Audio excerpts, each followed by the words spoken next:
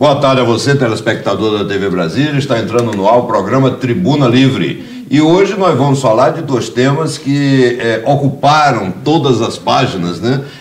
Nesta semana e na anterior, né? Que é exatamente a questão dessa operação que terminou prendendo, né, vários ex-governadores do Distrito Federal, né?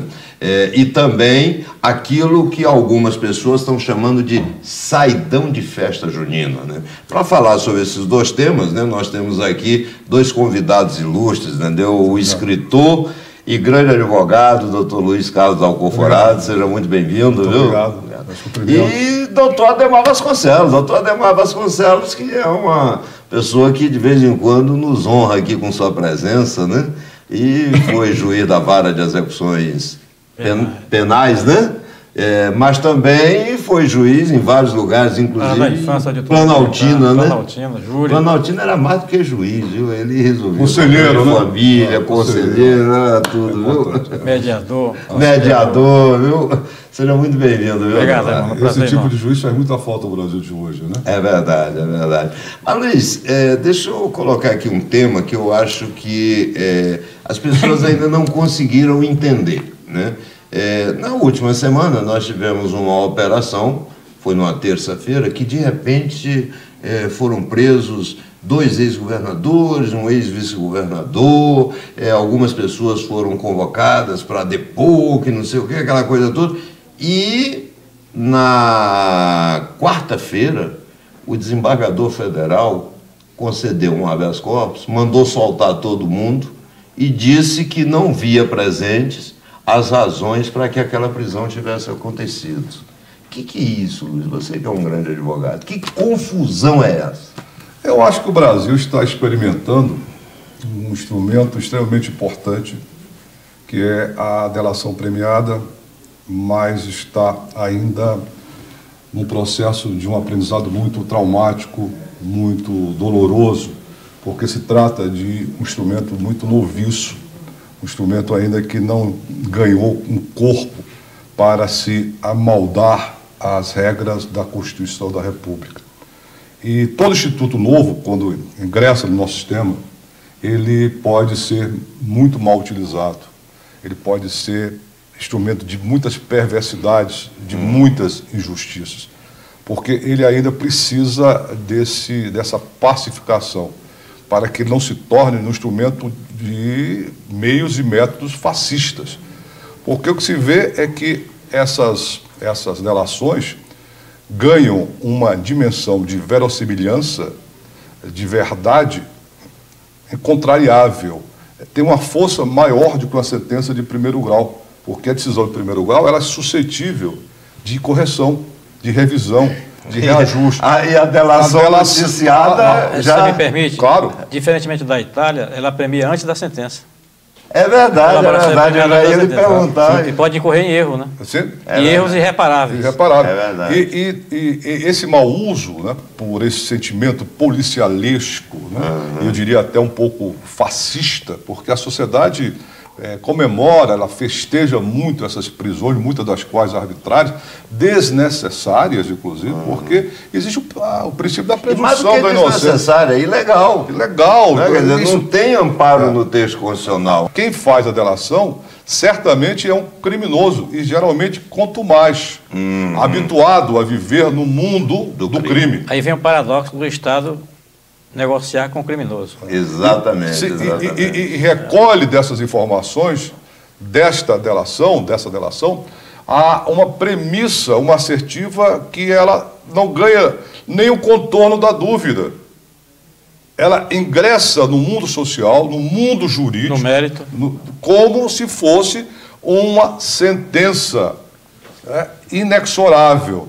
E hoje ainda se vive um problema muito sério, porque a deformidade do Instituto é de tamanha grandeza que se está permitindo o redizer, uma re-ratificação da própria delação. Isso não existe, porque o delator não se pode confiar ele 2 vezes, 3 vezes, 4 vezes, até que as suas palavras confortem o investigador, até que suas palavras se amoldem à ideia, ao objetivo persecutório.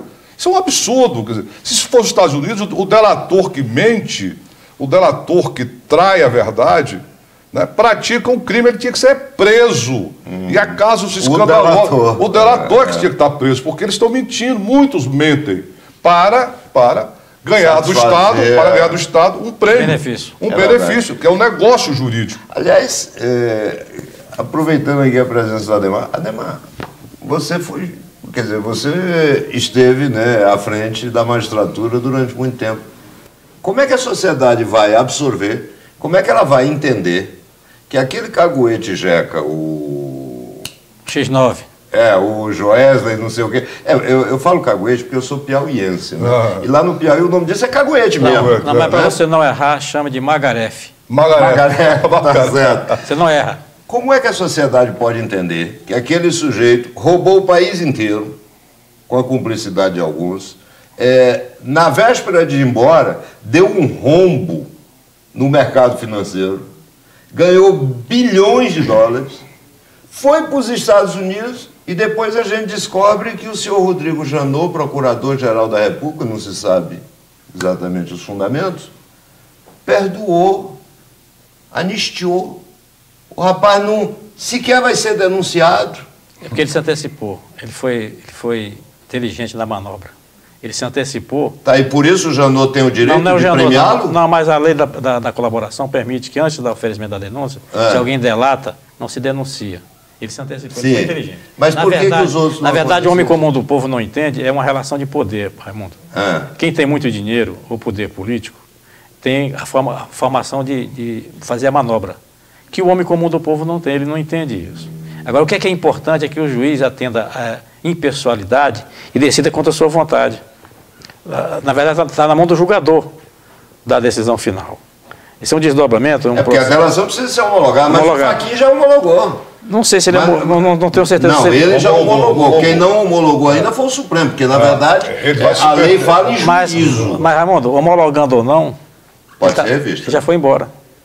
Já foi embora, tá rindo todo mundo. Milionário. Já não importa se homologou ou se não homologou. O processo é um desdobramento, é uma consequência do que vai acontecer em relação à delação. Mas ele já está livre. Eu acho também o que chama atenção... E já deixou a semente, né? Ele está levando a empresa para os Estados Unidos. O que chama atenção a empresa está levando para os Estados Unidos. Como um fato que está já se repetindo, uma contumância muito grande, é que o Estado brasileiro fraquejou na sua capacidade de investigar no passado. Quer dizer, todos esses crimes, todas essas operações se reportam a fatos que houve há mais de 10 anos, há mais de 15 anos, porque era uma prática comum a corrupção, né, das instituições nacionais, que se repercutem, né, que se praticavam no âmbito do próprio Poder Judiciário, no Estado Executivo e no Legislativo. Se sabia que a grande parte dessas licitações ditas públicas eram, na verdade, maquiadas, eram laqueadas, eram construídas num ambiente de promiscuidade, porque quem conhece a atividade econômica no Brasil sabe que essas grandes empreiteiras estão habituadas a pactuar, a ajustar mercados. Você teve a oportunidade também de ser intimado, ou se deu por intimado, e foi lá prestar o esclarecimento. Porque parece que um dos caguetes teria dito alguma coisa sobre você, que você teria... Recebido uma importância sem prestar serviço. Recebido importância sem prestar serviço. E aí, o que aconteceu? Se você puder... O que aconteceu é que essa delação, ela se fraqueja, ela perde a legitimidade, a legalidade, e a verdade, porque vários serviços foram prestados.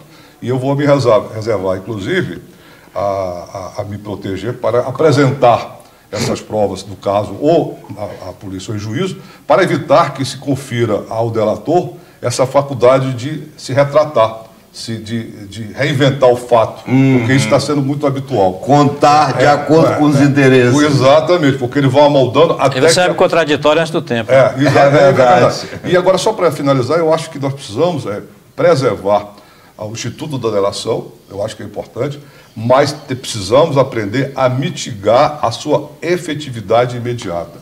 É preciso que esse instituto seja aplicado, mas com a cautela, com a reserva. Ele não pode ingressar no mundo jurídico no mundo da família, no mundo político, no mundo social, com essa intensidade, como se fosse a verdade absoluta, para permitir que a autoridade possa, de imediato, restringir direitos, né? Direitos. Inclusive fundamentais, como é o caso da apenas esse tipo de direito, né? De direito, como de liberdade, até que se confie, se permita à parte, pelo menos o direito de falar. A questão maior é que ele ingressa com essa intensidade. É uma verdade de um mentiroso, de um delinquente e de um homem acostumado a praticar perfídia. E lutando... Aliás, diga-se de passagem, só para poder chamar o bloco, o próprio Youssef já tinha sido delator premiado numa operação lá com o Moro e mentiu e deu uma série de problemas para ele, e posteriormente na Lava Jato voltou a ser delator, né? Bem, pessoal, o Tribuna Livre volta já já.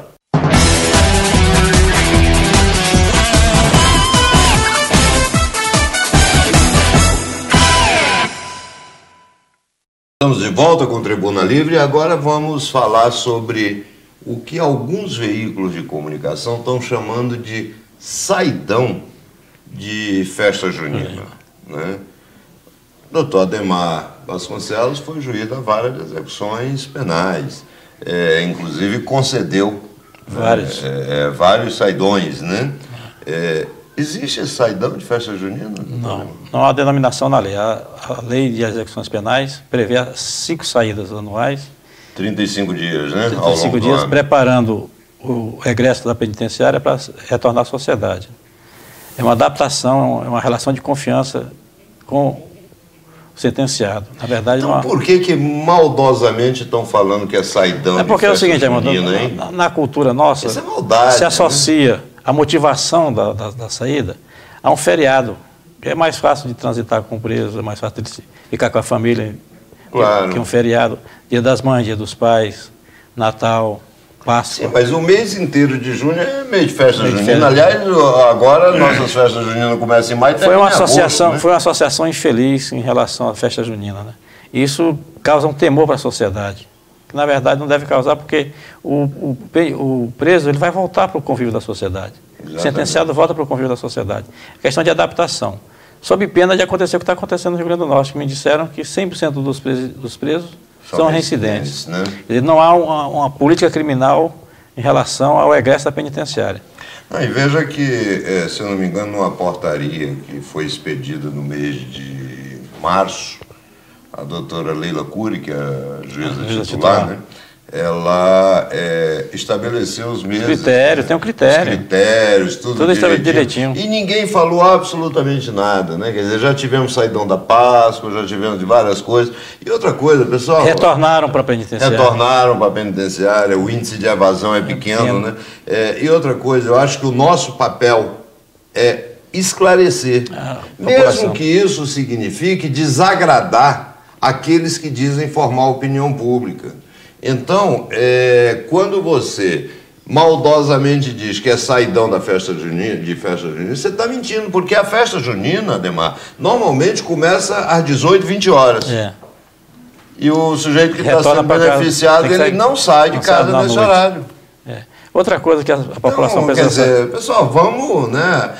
Tudo bem, você quer criar fatos ou factóides, tudo bem. Agora... não dá para mentir, né? Outra coisa é que os órgãos de segurança também se preparam para esse momento, né? Sai a portaria da VEP, estabelecendo os critérios de liberação do preso, e os órgãos de segurança têm também seus critérios para se preparar para a segurança da população. Não há temor em relação a isso. E tem até uma outra confusão, né? O pessoal... Eu tenho todas as razões do mundo para achar que o governador Rodrigo Hollenberg é muito ruim, e é mesmo. Né? Mas esse não pecado, é um ato dele. Esse pecado não é dele, não, viu? Nem do secretário de segurança. Estão noticiando que é do governador. O preso, na verdade, o interno, o reeducando, ou o nome que a gente queira dar, ele é do Poder Judiciário. E não o executivo, é o mero carcereiro. O ato é judicializado, é formal da vara de execuções, e materialmente exercida pelo sistema penitenciário. Exatamente. Mas formalmente é a vara de execuções que judicializa o ato. Exatamente. O Rodrigo Hollenberg, ele é ruim por outras razões, né? Mas essa a gente tem que ser justo, não é dele. Apesar dele ter a obrigação de esclarecer, fazer isso que nós estamos fazendo aqui agora, esclarecer a população, e ao contrário, ele tem tentado insuflar a população contra o Poder Judiciário. Entendeu? Com essa propaganda falsa, né, extremamente negativa. Perigosa para a sociedade. Muito perigosa. Nociva. Mas você que esteve lá, o Adhemar, nós continuamos com um contingente muito elevado, uma superlotação, né? Raimundo, até 2014, quando eu estive na VEP, tinha 12 mil presos. Agora está com 15. Para 7 mil vagas, agora tem 15 mil. Quer dizer, nós temos 3 mil que entraram. Entra uma média de 4 mil em 10 meses. Porque em Brasília se prendia, em tese... Entra muito e sai pouco, né? Não, entra 100 por semana. Presos provisórios, aguardando sentença do juiz criminal. Dá 400 por mês, em 10 meses, 4 mil, em tese, entram 4 mil homens no sistema. E precisa sair 4 mil. E não sai, né? E não sai, porque as penas longas, demora mais. E na cabeça do preso, ele cumpriu a pena em 1/6. Chegava no preso e falava, doutor Adhemar, já cumpri minha pena. Qual é a sua pena? Já cumpri 1/6. Ele acha que já cumpriu a pena integral por ter cumprido 1/6. Quando tem direito à progressão apenas. O doutor Alexandre Queiroz, que é o presidente da Comissão Criminal da OAB. de Ciências Criminais da OAB, uma vez ele esteve aqui conosco no programa e ele me disse o seguinte: o Brasil é um dos países que mais prende, ao contrário do que se diz por aí, que o Brasil é um país que mais prende e que menos investe no sistema penitenciário. E que menos investe, no né? sistema penitenciário. Quer dizer, quando o presidente da comissão da OAB diz assim, o Brasil é um dos países que mais prende, e a gente não consegue diminuir o problema de segurança, tem alguma coisa errada nessa história. Não há política criminal para o egresso. Aquele que retorna da penitenciária, não há política criminal para receber essa pessoa, né? Segundo, Raimundo, que nós temos que ter, para cada preso, em média, 5 pessoas no sistema penitenciário e órgãos de segurança. Para cada preso, 5 agentes. Não temos isso. Isso dificulta muito o sistema prisional no Brasil. Cada preso... Não é o contrário, um agente para cada 5 presos? Não, nós temos que ter a estrutura, não é só o preso. Estrutura de segurança, sim. justiça e sistema prisional. Então nós temos, vou dar um exemplo, nos Estados Unidos nós temos 2 milhões de presos. Tem 10 milhões de pessoas envolvidas no sistema. É para você poder garantir essa segurança para a população. Aqui nós não investimos. Você tem uma ideia, em 2014, o DEPEN do Ministério da Justiça recebeu 1 bilhão e 100 milhões de volta, os governadores devolveram. Porque não investiram? Não investiram porque não atenderam as especificações, só Brasília que atendeu, por incrível que pareça. Tivemos esse milagre em Brasília, que atendeu as especificações e construímos unidades prisionais em Brasília. A nossa estrutura a menos pior do Brasil. Exatamente. Não digo, doutor Adhemar, o sistema prisional de Brasília não é boa, não é excepcional, melhor, não é a menos ruim. Menos ruim, que atende, em parte, às necessidades do preso. Mas não há investimento, lamentavelmente não há investimento. E há verba no setor federal para o sistema prisional. Quer dizer, existe dinheiro, o que falta existe o fundo penitenciário, a política de atendimento. Nós estamos com a construção de um presídio federal em Brasília, deve ser entregue, parece que em setembro, agosto ou setembro. Você acha que isso vai ser bom para Brasília? É bom, porque, na verdade, Raimundo, embora soe como uma coisa negativa para a sociedade, gera emprego. Isso é verdade. Gera emprego. E dá mais estabilidade para o sistema e garantia de paz social, né? Aquela frase que é melhor construir escolas que presídios é uma frase feita, porque nós não construímos nem escolas nem presídios. Nem presídios, né? Quer dizer, acaba tendo uma coisa tacanha que não há investimento no setor. E precisa ter uma política criminal realmente eficaz para poder garantir a paz social para a sociedade. Veja que o nosso tempo é curto, a gente ficaria aqui o dia inteiro, né, bebendo essa sabedoria sua. Mas olha, quem olha assim, adivinha de onde o Adhemar é? Fortaleza. Não parece que é do Ceará. Ninguém acha que você é cearense. Acha que eu sou carioca. Não tem nada, absolutamente nada, não parece. Pensa que eu sou carioca. É verdade. Tribuna ali volta já.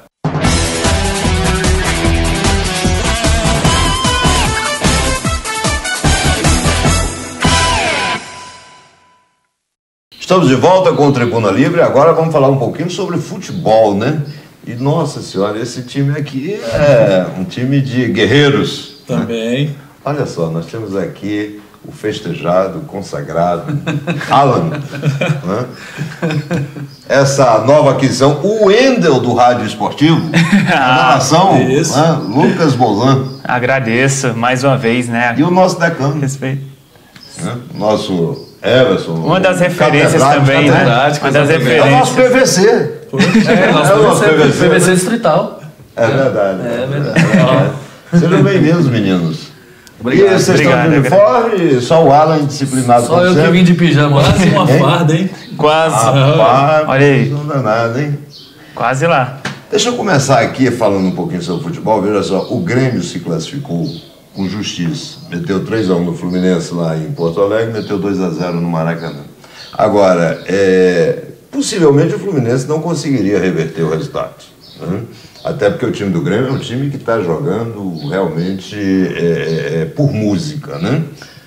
Agora, você pegar um juiz como aquele de São Paulo, que já tinha feito uma besteira em São Paulo lá num clássico, e colocar para apitar um jogo dessa envergadura, Fluminense e Grêmio, decidindo uma vaga na Copa do Brasil, e o cara, com 4 minutos de jogo, a primeira falta, ele vai lá e dá um cartão vermelho para o zagueiro do Fluminense. Quer dizer, ele conseguiu acabar com o espetáculo naquele momento. Eu, sinceramente, eu prefiro não acreditar que seja por má fé. Eu também acho que não. Prefiro não acreditar, mas caracteriza. Caracteriza má fé. Porque 4 minutos de jogo, para uma falta daquela, sendo que no decorrer dos 90 minutos tiveram faltas piores. Pois é, que era uma falta no máximo para cartão amarelo. Né? Não, eu acho que naquele momento era chamar atenção. Era chamar atenção, parar o jogo ali tentando conversar.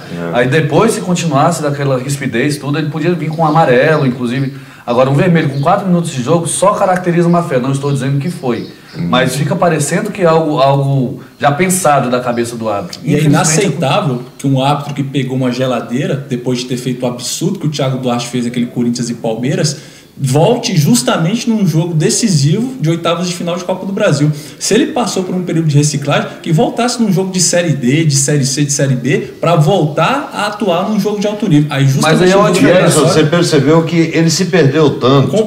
Veja só, aqui a gente não está falando, não é do Fluminense.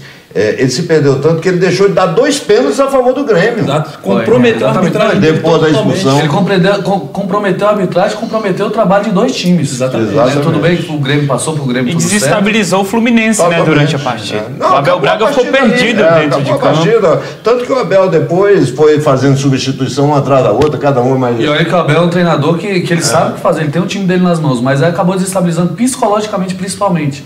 Então ali acaba todo o trabalho que ele vem fazendo durante a semana, durante todo o seu período de preparação. E os erros de arbitragem no Brasil tão absurdos, inaceitáveis. Eu acho que um dos grandes problemas também que causam, né, essa quantidade de erros no futebol brasileiro é a falta de critério. Antigamente a CBF ela meio que dividia por divisões os árbitros. Né? Hoje agora é árbitro CBF e árbitro FIFA. Então qualquer árbitro que está começando e que passa nos testes físicos, né, e nos teóricos da CBF podem arbitrar independente de jogo, entendeu? De divisão. Lucas, e o pior de tudo é que aí na hora que a televisão mostra, hoje a tecnologia mostra todos esses erros, aí vem o diretor de árbitro da CBF dizendo, não, o árbitro está certo. Esse aquela história, né? É aquela história que ele tem que defender os dele, né? Mas vai defender o errado? É estranho você defender o errado, né? Porque eu acho que ele tem que ser o primeiro a dar mais uma geladeira, se bem que ele não tinha nem que ter voltado, né? Verdade. Agora. Mas tinha que dar mais uma geladeira para ver se ele... Sei lá, colocar uma mão na consciência, moralizar, exatamente também. Veja, aqui nós não estamos falando de má fé. Tanto que o Abel, quando ele cometeu aquele erro lá no jogo de São Paulo, sim, o Abel foi o primeiro a dizer, olha, vocês não podem sacrificar o árbitro. O rapaz, na véspera, tinha perdido a esposa. Sim. Entendeu? Quer dizer, não tem nada a ver. Mais um motivo para não escalar o rapaz. Entendeu? Mais um motivo para não escalar. São as coisas assim, porque o psicológico afeta muito, né? Completamente. Então nós estamos chegando a um ponto que o problema vem lá de dentro, não vem do próprio árbitro dentro de campo. Exatamente. Vem o problema lá de dentro, né? De quem escala, de quem coloca o essa direção, né? Exatamente. E me parece que classificado, então, nós temos Grêmio, Flamengo, Atlético Mineiro, Flamengo, Botafogo, Santos, as equipes... Atlético Paranaense, possivelmente o Cruzeiro, né? Ou seja, as equipes que estavam na Libertadores da América vão fazer as quartas de final da Copa do Brasil. É a Copa do Brasil que virou a mini Libertadores. É um formato que eu acho que tá legal. Que tá dando certo. Eu não gosto daquela história de só um jogo, né? Porque aquilo ali, o cara pode estar um dia lascado. Eu ainda discordo, eu acho que é legal. Nas primeiras duas rodadas, os primeiros dois fases do campeonato, acho que sendo fica mais emocionante, até por conta das questões financeiras, né? E você sabe que agora deve ser 1h, 1 e pouco, né? O Fluminense só vai entrar em campo às 18 horas, mas até lá o líder do campeonato é a Chapecoense. É a Chapecoense. Exatamente. Mostrando que o trabalho lá de trás vem sendo bem feito mesmo depois daquela tragédia. A Chape que sofreu uma tragédia em outubro, né? Outubro, novembro. Você vê as coincidências. 6 meses, exatos 6 meses depois que aconteceu a tragédia, a Chapecoense assumiu a liderança do Brasileiro. Parece surreal a situação. É verdade. E daqui um mês vai jogar a fase decisiva da Copa Sul-Americana, né? Acabou sendo eliminado da Libertadores por um erro administrativo de conferência de jogador que acabou atuando sem ter condições regular, e vai ter condição também de disputar a Copa Sul-Americana, mostrando a força de reconstrução da Chapecoense, né? Ué, você, que conversa é essa? Que confusão danada é essa com o Internacional, hein? O STJD pedindo para o Internacional ser rebaixado. E a FIFA não quer deixar, porque a FIFA não comprovou de fato os erros, os problemas que o próprio STJD está dizendo que teve na questão dos e-mails e tudo. Fora de hora, inclusive, né? Um auditor querendo mostrar alguma superioridade, autoridade no STJD, pedindo a exclusão do Internacional da Série B por ter utilizado supostamente, né, documentos falsos para tentar provar que o Vitor Ramos, né, tinha condição irregular no Campeonato Brasileiro do ano passado. Quer dizer, não basta as confusões que a gente já tem, o sujeito ainda... Isso aí vai andar no decorrer do Brasileirão. Não vai rolar muito tempo, mas eu não creio que vai dar em nada, porque será que o Internacional, o STJD vai arrumar essa briga com a FIFA? Só isso que eu digo, eu sou torcedor. Todo mundo sabe aqui que eu torço Fluminense, você torce Flamengo. Você é o que, Lu? Sou vascaíno. Vascaíno, você é corintiano, né? Não, tô falando de time profissional, Lu. Cada um de nós tem seu time. A gente torce. Agora, o artista do futebol chama-se jogador. Entendeu? O juiz é coadjuvante. Esse negócio de ST não sei o quê não devia nem existir, entendeu? E o Campeonato Brasileiro de Futebol Feminino? Aleluia, somos líderes, né? As meninas do Crespon estão muito bem. Na última quarta-feira, 4 vitórias em 4 jogos. 12 pontos no grupo 2, invictas. Estão bem encaminhadas para se classificar para a próxima fase. E aí, classificando para a próxima fase, ficam a 2 jogos e subir para a primeira divisão do Campeonato Brasileiro Feminino. Olha que beleza. Você tem acompanhado também, Alisson? Sim. Excelente campanha do Crespon. Como o Alan falou, faz um início de competição muito bom. Vai pegar agora 2 pedreiras, né? Que é o América Mineiro e o Adeco, que são equipes muito... O América foi durante a semana. Exatamente, equipes muito Portuguesa e Adeco. Portuguesa e Adeco, né? O América já ficou para trás. E aí tem essa condição de se classificar e de buscar realmente esse acesso para a primeira divisão do futebol brasileiro feminino. Crespon, que já foi terceiro colocado na Copa do Brasil e que pode realmente colocar uma equipe do DF na elite do futebol, pelo menos feminino. E aí teremos 2 equipes, né? Lucas, você que entende futebol. E o detalhe que o Crespon hoje é a única equipe com 100% de aproveitamento entre as 16, né, da segunda divisão. Isso é um avanço até para o futebol do Distrito Federal, né? Verdade. Aumenta um pouco a imagem. E também é uma novidade, né? Porque o Brasileirão Feminino A2 é o primeiro ano que está tendo essa divisão, né? Primeira e segunda divisão. É válido lembrar que na última partida da quarta-feira passada, entre o Crespon e o América Mineiro, a Valesca Araújo, que é lá do Departamento de Desenvolvimento do Futebol, da CBF e tudo, esteve acompanhando a partida na Badião. Isso é interessante, saber que os olhares do futebol nacional estão para Brasília, né? Não para o Distrito Federal. E promove jogadoras também. Nós estamos encerrando o nosso bloco. Deixa eu perguntar uma coisa para você. Quem ganha daqui a pouco? A Juventus, a velha senhora, ou o Real Madrid do chato genial chamado Cristiano Ronaldo? É isso aí. Eu acho que a velha senhora... A velha senhora ganha? Para mim deve dar Real Madrid do Cristiano Ronaldo, os merengues devem fazer a festa. Vai lacrar lá atrás da Juventus, vai sair no contra-ataque, fazer 1-0 e ganhar a partida. Pedi um espaçozinho para mandar um abraço para uma pessoa que toda vez me cobra e eu esqueço. Cadê o abraço? É para Tamara, lá da empresa de transporte coletivo da URB.